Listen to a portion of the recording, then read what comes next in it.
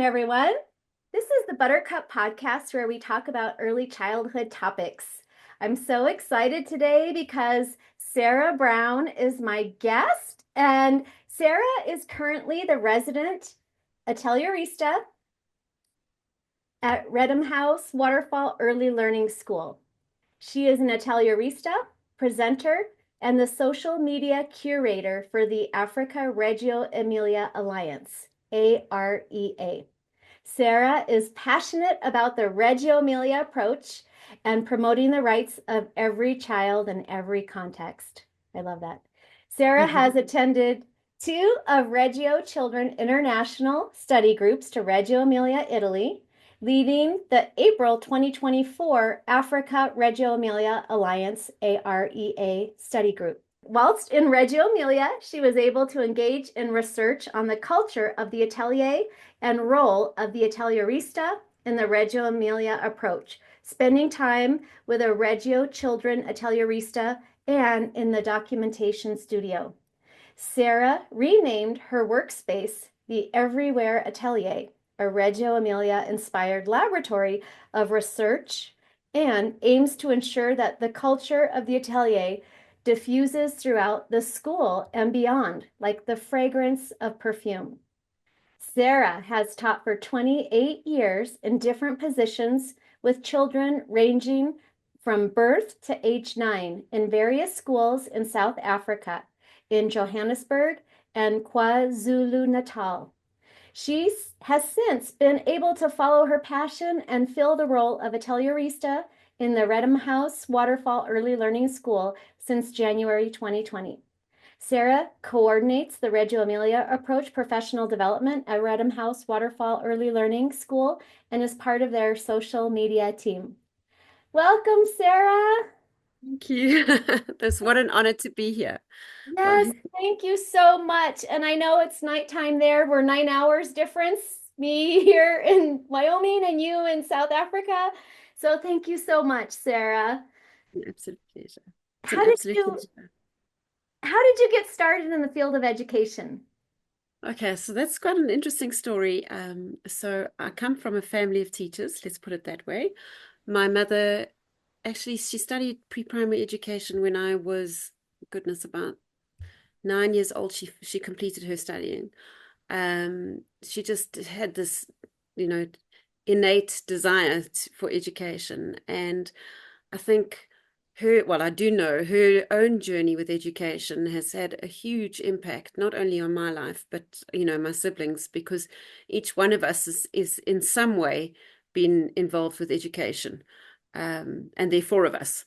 So yes, I started because being exposed to it in her classroom, as a teenager as well. And then, yeah, I decided that it was a profession that I wanted to pursue.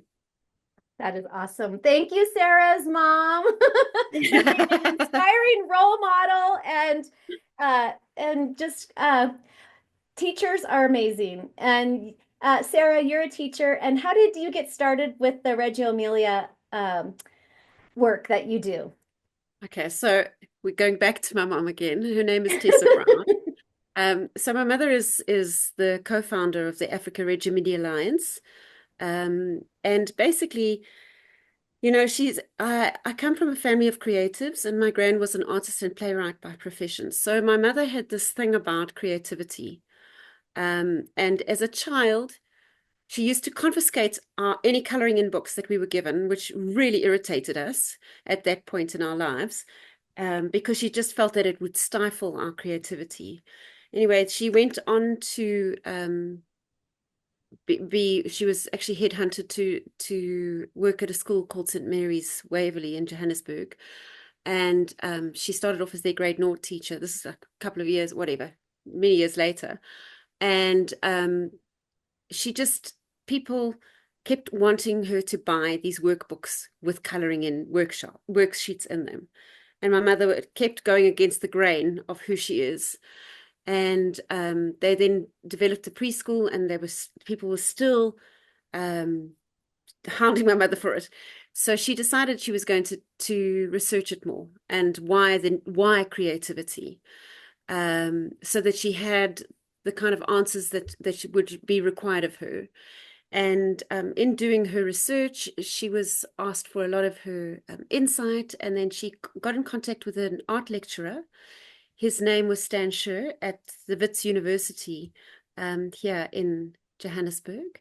And he, with their discussions, he recommended that she start looking into the schools in Reggio Emilia, to which she did. And she applied for the independent schools of South Africa's study grant to go to Reggio Emilia, and she was granted that in 2008. And her boss at that stage, Des Hugo, decided she would go with her because, you know, they'd been talking about it. And my father went with them too. And they speak about that they went the first day of the international study group. They were having a glass of, I think it was Prosecco or Lambrusco, and my mom and Des and my father said, we have to bring this approach to South Africa. And then they started bringing Reggio children across. And in 2011, they were officially, Africa Reggio Emilia Alliance was officially appointed as the official reference point and international network partner for the Reggio Emilia approach in Africa, as appointed by Reggio Children.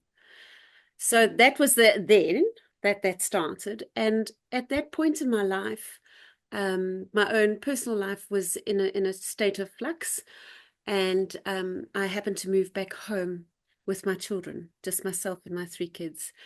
And my youngest, so we moved in 2010. My youngest was 5. She will tell you that she is the Reggio baby because my mother, I kid you not, my mother started practicing the approach and working with documentation on Abigail. And in the garden, you know, in the swimming pool, down the passage, you name it, it was happening. And I knew something was profoundly different when I stumbled across them lying on the floor in the passage where there was this massive moth on the wall. And my mother had this huge magnifying glass which she'd given to Abigail, and they were talking, and that my mother flat on the floor with Abigail, and looking, and what do you notice? What do you see? And then she invited Abigail to draw the moth. And what she produced was an incredibly anatomically correct, detailed moth. And I was like, something's different. Something's very different. And so, you know, I started to see it from a personal perspective. And my own children, the approach was starting to bring healing in their lives. My sister then went, I mean, so they all been in it for longer. But my sister became the Atelierista at a Reggio Emilia inspired school called Mimosa, which I'm sure you've seen Mimosa School probably on some of the social media platforms. But she was the Atelierista with Heather Barkley, who is in Reggio Emilia now, studying. And she and Heather and I think there was another woman by the name of Marion Drew, they talked about it, and they decided, because they were a Montessori school, they decided that they needed to choose, and they chose to be Reggio inspired. And, you know, I tried to bring the Reggio approach into my classrooms, but, you know, sometimes it's difficult when the school are not in it yet. So you can do what you can in your classrooms. And then just serendipitously, one of the board members of Africa Reggio Emilia Alliance, Bev Evangelides, because I was looking to move back to Johannesburg, said to my mother, you know, I'm desperately looking for an atelierista. And my mother said, well, you know, my daughter's always wanted to be an atelierista because, you know, that fascinated me. She does have visual arts behind, you know, that she had an opportunity to teach it, and she majored with visual arts when she studied. She's coming up this weekend. Why don't you meet her and see? And we had a 5-minute meeting. She hadn't seen my CV, and she said, "Job's yours." Um, so it has been the most remarkable journey, and yeah, I wish I'd known about this approach so much earlier. Wow, that is so cool. And you said so your mom, so 2011 was when it was kind of like the big year. When did you start as the Atelierista? So I started in 2020, but you know the influence was a lot. It was before because I was living with my parents. So I mean, we we in our house, my children joke, but they say we have a Reggio swear jar because every time we mention the word Reggio, we must put 10 Rand in because they're tired of hearing it. Because we just that's all we talk about. Oh, Um, but yeah, no, I mean, I've moved back to being with my parents now, and you must know it's only work. well, Um, your yeah, passion for Reggio Emilia is so contagious. I love talking to you and following you on social media. You have so many great, cool things on social media for us. And one of the things you talked about just now was about being inspired by creativity and the role of the Atelierista. And then I heard you say Reggio inspired. And I think when those of us from other countries go to Italy and go to Emilia Romagna and study the approach there, we just get so excited and want to like bottle up the magic and bring it home. And yeah. no two places are alike. So that's why a lot of people will say Reggio inspired. We got our inspiration from Reggio, but we make it our own. And so, uh, what I want to find out from you, Sarah, without being there, what does it look like in South Africa? Like when you say Reggio inspired, uh, Mm. can you walk us through what Sure. that would look like? Sure. So I think maybe in unpacking it, maybe I need to also just speak to you a little bit about what the work of the Africa Reggio Emilia Alliance is, and it might and give you a little bit more insight into it. I mean, in South Africa, we've got varying degrees of financial kind of statuses and things like that. We've got huge disparity between um, almost you've got your informal education, you've got informal settlements, you've got your townships, you've got your government schools, you've got your private schools. So the education sector is vast, and bridging that gap is sometimes quite difficult. Um, so it is the mandate of the Africa Reggio Emilia Alliances to promote the approach in every single context. And we have research projects. There is a research project in a reclaimers community, Becazela, and they're a community of reclaimers, and they are practicing the Reggio approach in little tin shacks. Um, so what we do is we come alongside, we provide workshops. We also have Zoom introductory courses on the introduction to the principles of the Reggio Emilia approach, which is quite enlightening, I think, for teachers who are embarking on something, because it's more affordable than not everybody's going to get to Reggio Emilia as much as they would like to. It's a lot of money, but we we have structured it in a way that those who cannot afford it is a discounted or how can I say, not discounted, but a subsidized space, so that all teachers can get to know about the approach.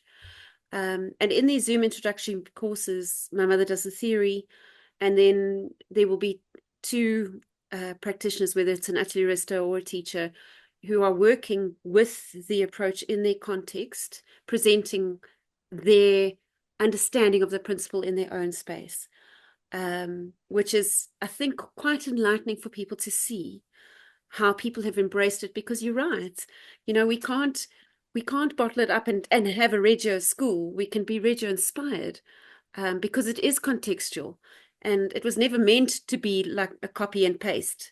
Doris Milligutz, he never intended for that. I don't know. Do you want me to read that quote that Tatiana? I don't know if this is the right Yes, time. I love that. And I think my students will probably know who Loris Malaguzzi is, but can you just from your eyes, tell us what you see when you read the Hundred Languages poem, or when you think of him. What does he mean to you? Who So, was you know he? what? So Loris Malaguzzi for me was an incredible visionary. Um, that he that he took the time to really understand the heart of the woman, the city, the needs of the children, um, so closely to his own heart that he really he wanted to make a difference that they would never that children would never suffer those atrocities ever again, and that would be a totally different education system. Now that for me is a hero, somebody who's incredibly courageous. I mean, stepping out of the boat is something that is not always easy. And his poetic declaration, the Hundred Languages, I mean, just really speak about, yes, these wonderful ways that we can provide as many languages as possible for the children to explore. But also it speaks about the not so good ways in which schools shut things down. And that for me takes courage, courage. He's courageous as far as I'm concerned. And I'm grateful that he embarked on this, and that he was the founder of the approach, because I think, I was reading the other day and they were saying that in education that he is probably the person who stepped out the boat the most. And yes, he took in, the influences from Vygotsky, from Piaget, all of that. He did his research. He was an incredible researcher. Um, but to bring that into a space is incredibly beautiful. Yes. Yes. So do you So want me to read beautiful. this quote? Yes, I would love it. Thank you so much, Sarah.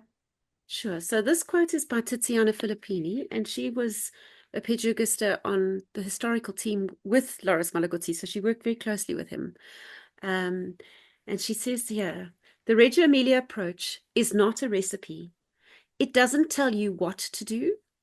It's an educational approach rooted in Reggio Emilia, one that asks you to be respectful and mindful of your context and community, to be aware of questions like where your children come from, where they live, what their days are like, what they miss or want, to be able to welcome the children and their culture, to think that it is a model to implement, that is, to do it in any other way, is to betray the approach.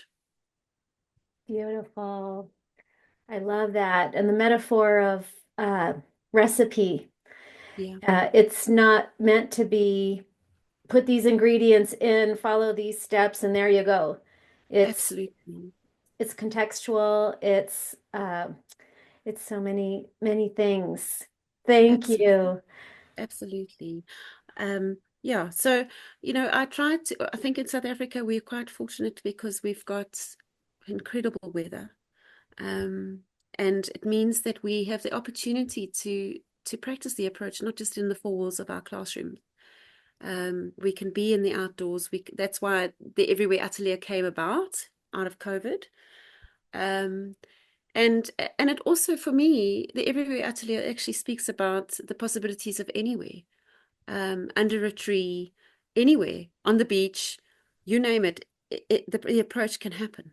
Yes, I love that idea, the Everywhere Atelier. So, what would that look like for a classroom of 4-year-olds?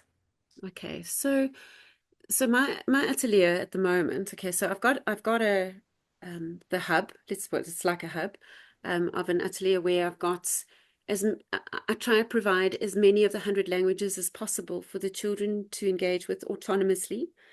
I have a place where I have a circle of democracy where we have our morning meeting. So the children come in and I sit on the same level as the children so that I see their eyes. I always ask, I want to see your eyes, I want to see your smile. Because, I re-emphasize to them that each and every person's ideas and thinking is as important so that they feel that sense of belonging.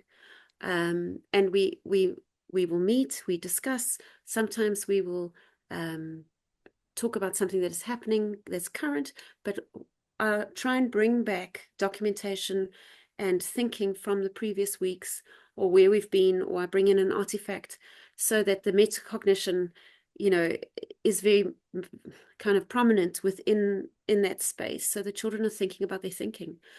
And then obviously you plan for possibilities. You don't say this is your activity. You know, the word activity drives me crazy, but because I think for me it's about possibilities. So, you know, you plan for possibilities, whether it's using with mirrors or magnifying glasses, and you put the stuff out with intent. And sometimes the children don't even visit that space, and that's okay. Or sometimes they'll say to me, Teacher Sarah, I actually need this and this and this and this. And you go, okay, well, let's go and sort that out. So, you know, giving that the children the space of autonomy, working with an incredible amount of different types of media. So we've got the hub, and then I've got a little bit of outside an Astro area where that we do a lot of clay work and painting and things like that if they want to go there. We also have developed a speckworm garden, which came out of COVID. And the children, speckworm is a very hardy succulent plant that is known for its carbon reducing properties.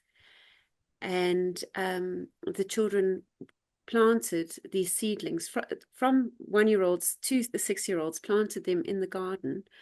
And it's now become a speckworm forest, which they love to visit because they're insects and all lizards and all that kind of stuff. And then I've got a space that I've developed, a Ramida inspired space called the Treasure Trove, where it's just there and the children can visit it if they want to go and get things that they're working with.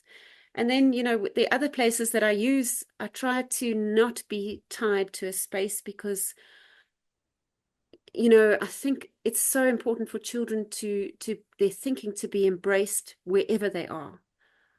And if, you know, if we are showing that even in the piazza at work, you know, I sometimes have them working in the piazza. I sometimes go out into to this huge playground that we have at work, or you know, there are lots of possibilities. I'm not tied to one thing, and that for me is important. And it doesn't matter which age group I'm working with. You know, it's how you scaffold that space with the children. That is so neat. The way you have created the atelier, the Everywhere Atelier in your school. Um, when you were talking, there were so many little notes I was writing down because just talking to you, Sarah, I'm so inspired. And I got to meet you when we were both in Reggio Emilia, and I there's not enough hours in the day to talk to you. But it was so much fun because you were there with your study group. There were like 5 of you guys from South Yes, Africa. And then I yes. was there with about 10 people from America. And we all did your group and our group did separate things, but we'd start the day together in the breakfast room. And we'd usually see each other in the evening because we were staying at the same hotel. And it was so much fun to hear about all the things you guys were doing. And it's just so inspiring to be there and to talk with you guys and learn about what um, what schools in early childhood look like in South Africa, and some of the things um, that you talked about are things that we experienced, and it was just so much fun. But one of the Absolutely. things you said was about the democracy, and that is a huge part of the Reggio Emilia approach is civic being a person in the world. And Mm. from the time a baby is born, it's kind of a mindset that that child is a global citizen and they have rights. And this idea of democracy that you talked about is so important to the educators, the pedagogistas, the atelieristas, the families. And one of the things that our group did when we were there is we went out into the hills. We took a slow speed local train, and Okay. there was this little school in the foothills of the Apennines, the baby Oh, Alps, wow. and it was the town's called Guastalla. And this school had earthquake in 2015, and it destroyed the school. And so the school leaders and the families in the community, they started to rebuild the school. And so they had architects compete for the commission to rebuild. And the winning architect and engineers that put together this plan, they based the new school on the poplar trees that were growing on the property, all these beautiful trees. And Wow. so it's just a gorgeous school. But one of the things you notice when you go in is all this natural light because of all the windows. And the windows go from the floor all the way to the ceiling. It's like it's the outside and the indoors and outdoors, they go together, they blend. And so when we first get there, the pedagogista, she gives us about 45 minutes to an hour presentation on the school and how they came up with the name and the approaches that are used and lots of background information. And one of the things she talked about were the windows. And she calls them democratic windows because the reason why they want the windows to go all the way to the floor is so that people of all ages and all abilities can be able to appreciate nature. And so the democracy of the environment uh, is always at the forefront of the planning and the thinking. And so a baby who's crawling, they can crawl over to the window and see the dandelions on the other side of the window. And that's democratic because they have just as much of a chance to be able to see what's out there as someone who's tall and walking or someone in a Absolutely. wheelchair or someone. So anyway, when you said that about democracy, sorry, I Yeah. went off on a tangent. No, I love that. I mean, so I'm very pleased that you've mentioned that because I have a friend of mine. He is an architect and he's just been to the international study group now in November, and he's involved with design and things like that. And that's the first thing I'm going to say to him. Okay, democratic windows. I love that. Love. Yes, Thank and you. nature and what you do with your Everywhere Atelier and the garden and bringing those ideas to children. And it's just so exciting. And Thank then the you. other thing I wrote down in my notes, Sarah, that I Yeah. loved what you said is instead of the word activity, possibility. Could Yeah. you expand on that? So, I think if you think about the Reggio Emilia approach, it's about planning for inquiry. You're wanting to spark that inquiry, the curiosity, all of that. And I think, traditionally, I'm going to speak from a South African point of view. I don't know what happens in the States, but in South Africa, traditionally we were taught that everything is, very much in a silo, and that when you do maths, and when you do reading, you do reading, and they don't see this interconnectedness. And it is one of the things that a lot of teachers in South Africa struggle with. But the Reggio Emilia approach isn't about that. It's not about the siloed space.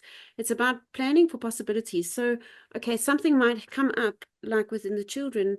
We had our Africanara event, for instance, in May, which is a storytelling event that Africa Reggio Emilia Alliance has launched this year, that is inspired by Reggio Nara, in Reggio. But out of that space, there was a moment where there were two teachers who were dancing in our evening. And the children were fascinated by that. And I happened to video it because, I'm part of their social media.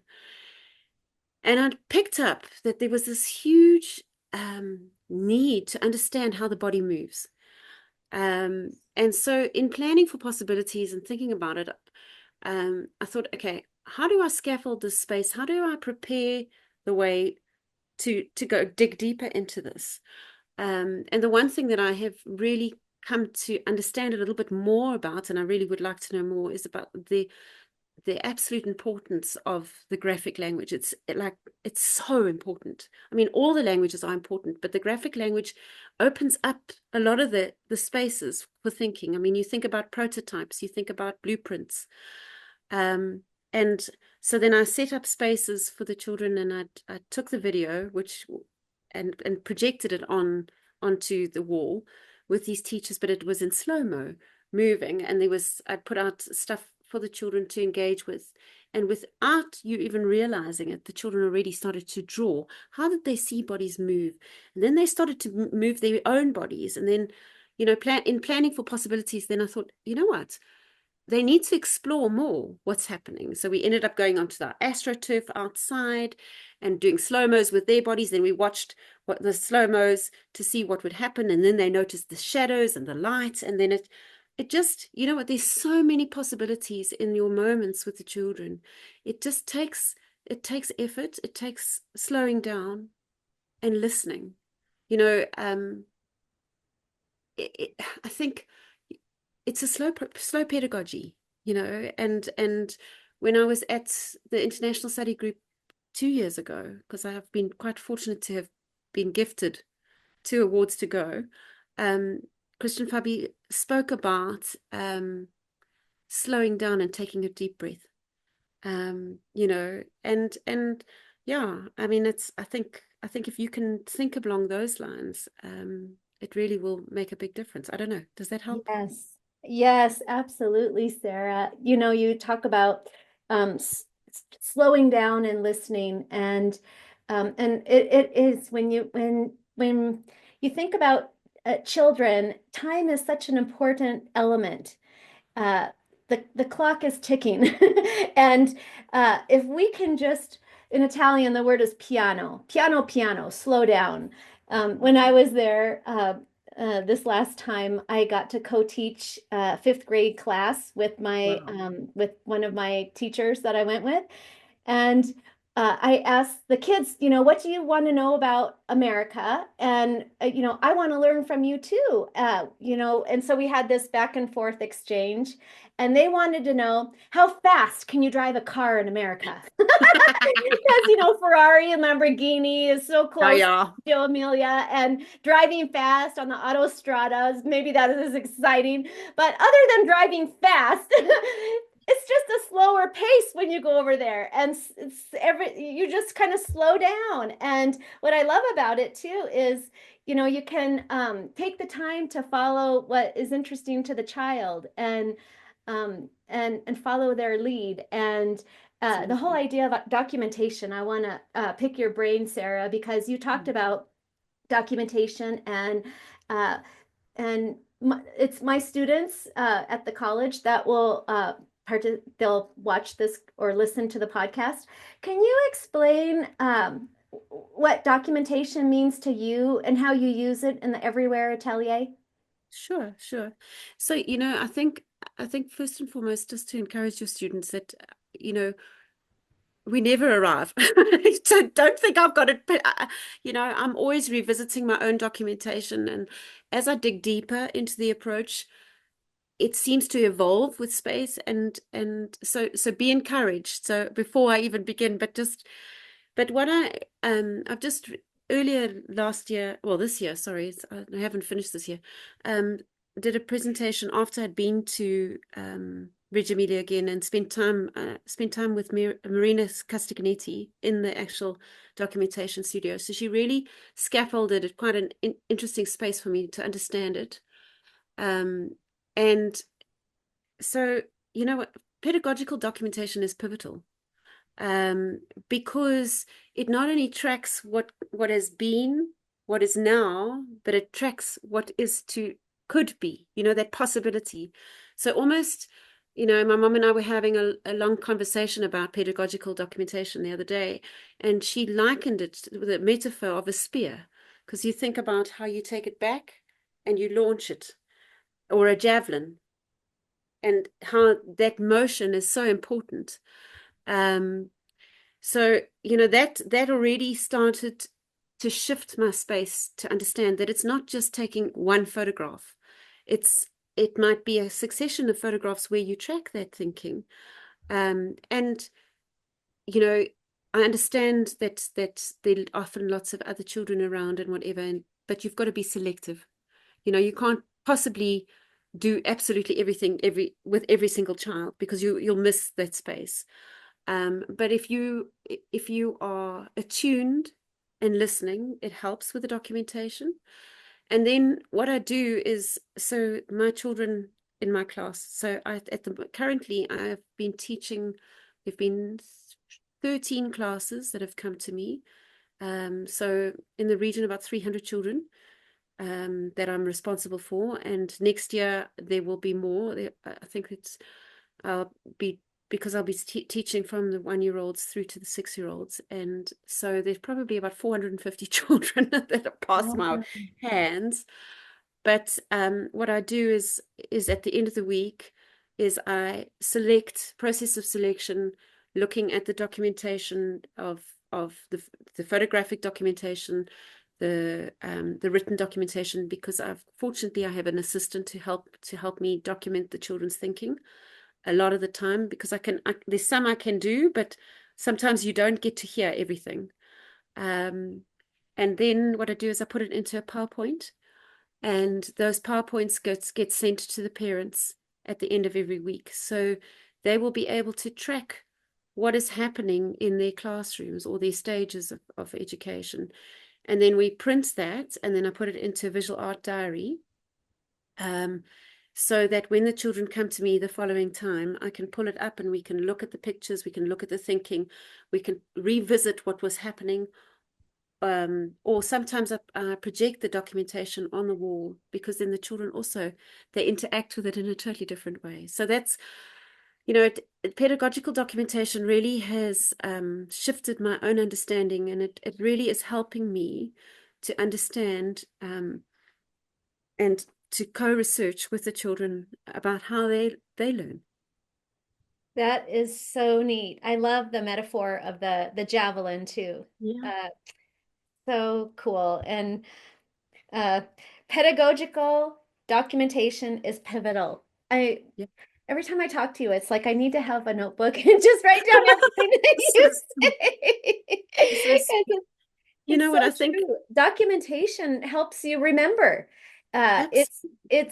It can show progress. You can go back to go forward and see what the child where they came from and where they are now and where they're going. And it's so beautiful. And to be able to have the visual and the words and just it that time captured in this documentation. Absolutely. And the other thing with pedagogical documentation is it also tracks your own thinking, because you also see your own journey and where you're going. And besides, I think it's so important with pedagogical documentation to remember which audience you're documenting for. So how I present it to the children might be very different to how I present it to the parents, or I present it to the teachers, or keep it for my own planning. Um, because there are different ways you can use it. And the one thing that that Marina spoke about, which was really struck a chord with me, is the culture of conservation, and how that documentation studio, the schools submit their documentation, and you can go and visit and go and look at their inquiries, at their projects, the progettazione. You can go and visit that as part of your professional development. I think this is the most incredible thing, to be able to do that. Um, Yeah. you know, and I think the whole thing with the Reggio Emilia approach is that you can't pull out one single principle, because it's so interconnected. Um, they're as important as each other. And that's why I just think, yeah, I mean, I wish we had known about this sooner. Yes. Sarah, I could talk to you for hours. But we're coming to the end, and I have one last question for you. If you had to pick like a highlight of your career so far, what would that be? I was definitely leading the Africa Reggio Emilia Alliance group in Reggio Emilia, Italy. It was just the most wonderful experience, because not only were meeting with you and your team and all of that, but it was just, going in, because I'd been before, I was able to scaffold a space and open the eyes of some of our teachers. Um, and I mean, for me, it was like the best thing out. I said to my mother, I have to do this again. Yes. Well, and thank you for all that you do to share the work you do and the passion for Reggio Emilia that you have. And you've kind of taken it, and with the way you curate your social media, it's so exciting because it every day you have content there for us, and I look forward to every day seeing the what you have. Um, so thank you for doing that. How can listeners or viewer, how can people follow you? Okay, perfect. I'll tell you now, just so that you know that what I try to do is I try to make those reels a teachable space so that people who don't get access can now freely look at it and get inspiration. So that's where the thinking is. But yes, so there there are two, well, actually three. So I'm on LinkedIn. If anybody, I do post all the stuff on LinkedIn if you are on LinkedIn, and on Facebook and on Instagram. My Instagram handle is at Atelierista7. There are a couple of other Atelierista7, so you have to just scroll down and look for my name. I do have an Everywhere Atelier Instagram, which is at the underscore Everywhere Atelier, which I can send to you, and all of that. And then I would strongly suggest following the Africa Reggio Emilia Alliance because, we, as I said to you, we are creating content that means that the approach can be shared in all sorts of contexts, that even if you can't afford to pay for a course or whatever, you can click on the internet and you can see something that might help. So I'm going to send you, when I send you my photo, I'll send you all the social media handles and that if you'd like. I would love that. Thank you, Sarah. And what I'll do is I'll put it in the iTunes show notes and on the Okay, website. So not just my students, but anybody who goes to the podcast can have those links, or they can be able to follow you. Well, okay. in Italian, we say alla prossima, and alla prossima means until we meet again. This is not goodbye because we can see each other again and again and again in Italy, probably, or South Absolutely. Africa, or America, or on social Absolutely. media.